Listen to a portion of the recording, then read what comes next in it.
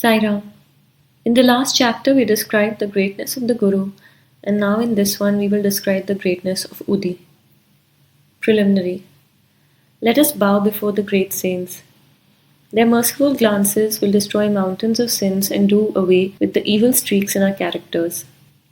Their casual talk gives us valuable lessons and confers on us imperishable happiness.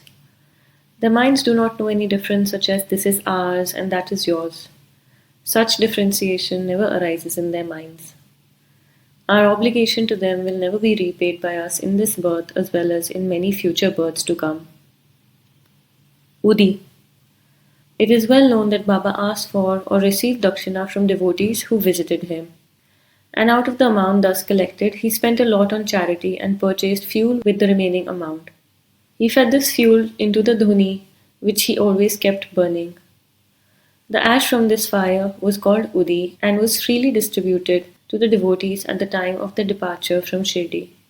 What did Baba teach by this Udi? Baba taught us that all visible phenomena in the universe is as transient as ash. Our bodies, composed of the 5 elements, will perish after all the worldly enjoyments are over and will be reduced to ashes. In order to remind the devotees of this, Baba distributed Udi to them. Baba also taught through the Udi that Brahman is the only reality, that the universe is ephemeral, and that no one in this world, son, father, or wife, is really ours. We come into this world alone, and we leave alone. While Udi also cured many physical and mental maladies, Baba wanted to teach his devotees the principles of discrimination between the unreal and real, and non-attachment for the unreal. The Udi taught us discrimination and Dakshina taught us detachment. Unless we have these 2 things, it is not possible for us to cross over the sea of mundane existence. So Baba asked for Dakshina, and when the devotees took leave, he gave them Udi as prasad.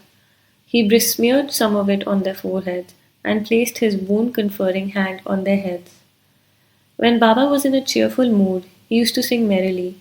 One of the songs he sang was about Udi. The chorus of the song was, "O playful Ram, come and bring with you sacks of Udi."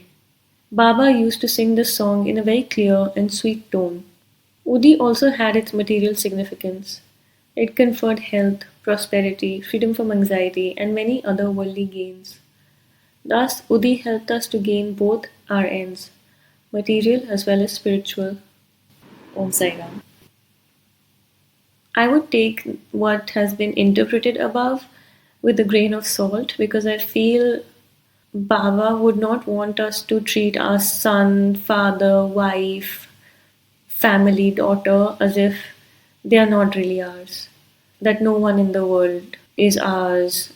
To say that Baba taught people that the world is ephemeral and that no one in the world, son, father, wife, is really ours, should be taken with a certain amount of discrimination because this does not mean that we should abandon everyone and not fulfill our responsibilities. If you have a family, you have to fulfill your duties towards them.